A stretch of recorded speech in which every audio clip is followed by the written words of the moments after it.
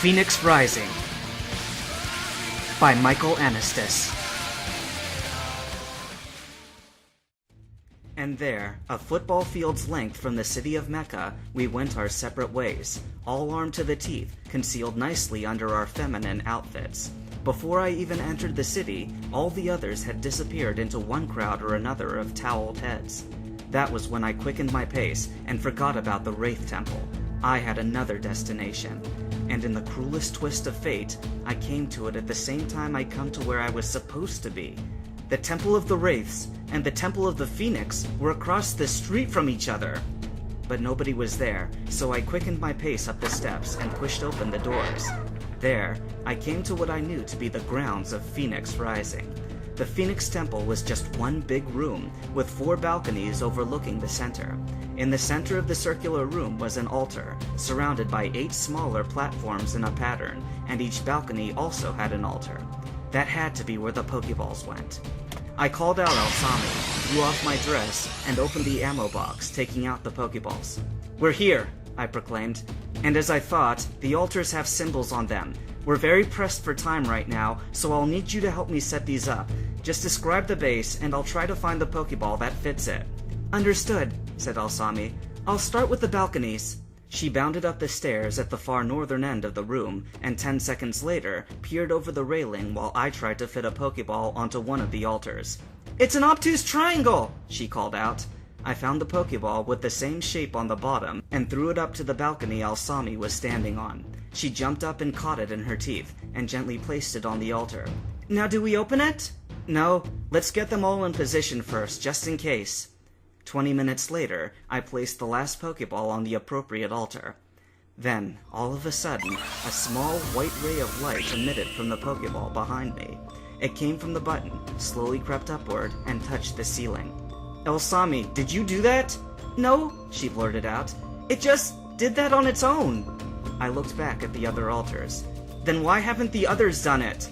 "Maybe because they haven't been opened yet." "So you're saying that one opened itself?" "No, maybe it was already open to begin with." 10 minutes later, a vendor walked by the Wraith Temple and noticed the many women waiting at the gate.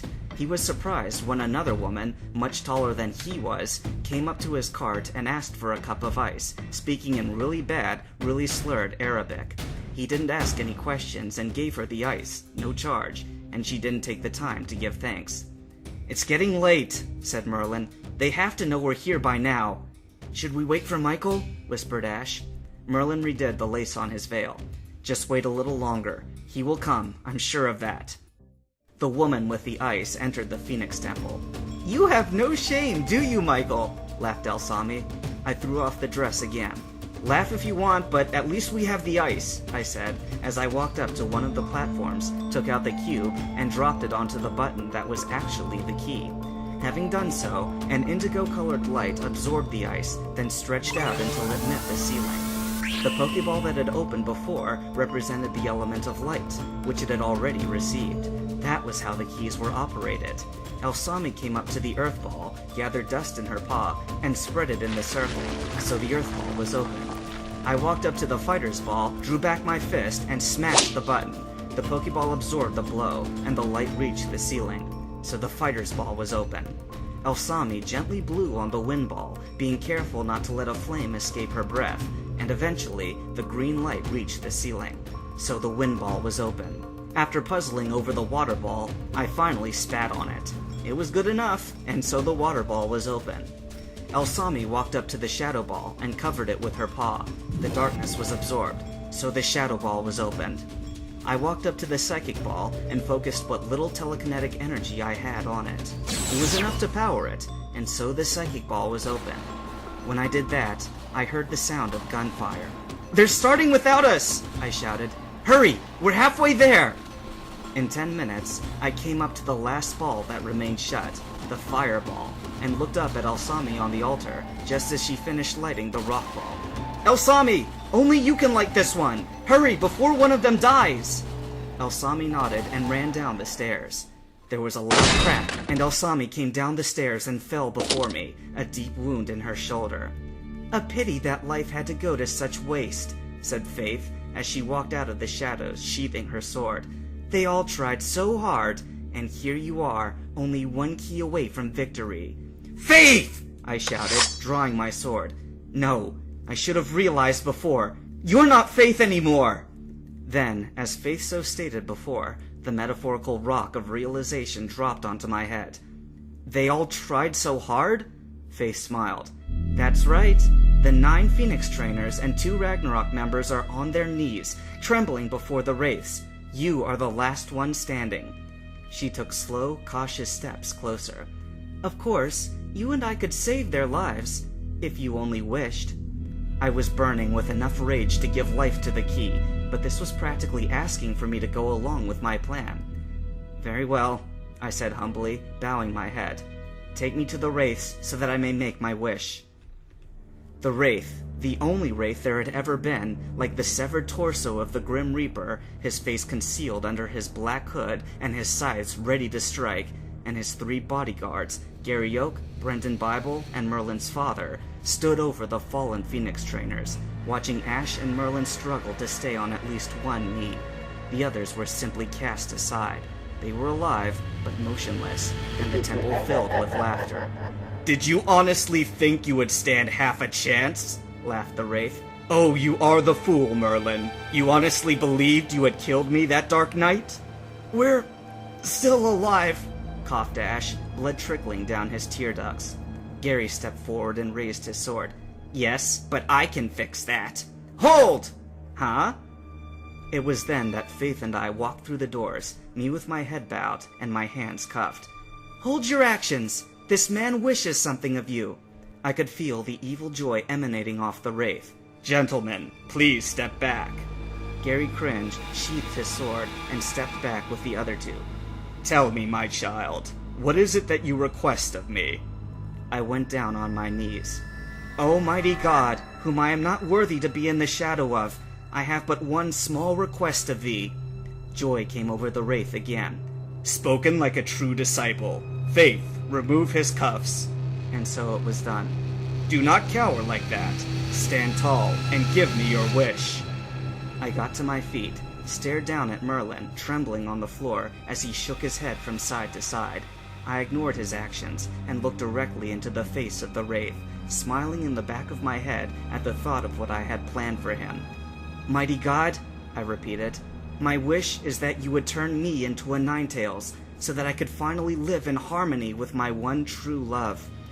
I could see Faith's expression in the reflection of my glasses, but would the wraith buy it?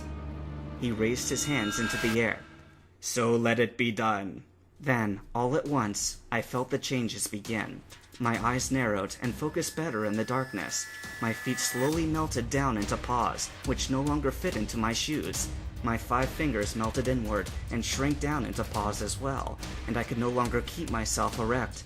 I fell to the ground, and I felt my muzzle extend forward, pushing my glasses away until they too fell to the floor, and only then did white fur cover my body. The hair on my head shrank down, turned white, then grew up from my back. Then, having saved the strangest part for last, my spinal cord stretched out from the seat of my pants, breaking off into a fox's tail, and splitting into 2, 3, 4, 9 tails. My vocal cords changed as well. They twisted and expanded, well suited for the elemental attacks this new race was capable of, but unfortunately, it also limited my speech to 2 words. I was a Ninetales. I had become a Pokemon.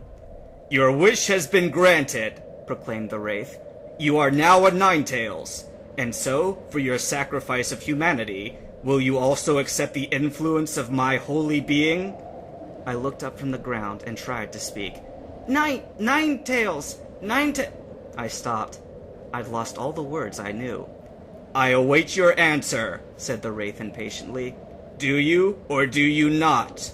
Slowly, I reared back on hobbling legs and gave my answer. No! What? And then, I threw all my thoughts aside and bolted out the door.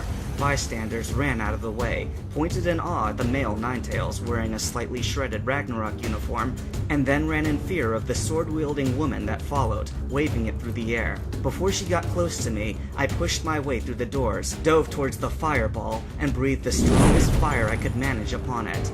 So the fireball was opened, and a hole in the middle altar appeared. A small platform arose from it, ready to accept the spirit of the Phoenix.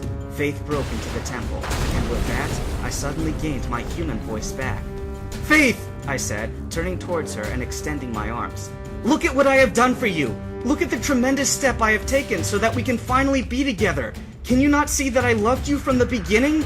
"You fool!" Faith shouted. "I'd already taken that step! You are a fool, and fools must perish!" "Faith, listen to me. It's not too late to make this work.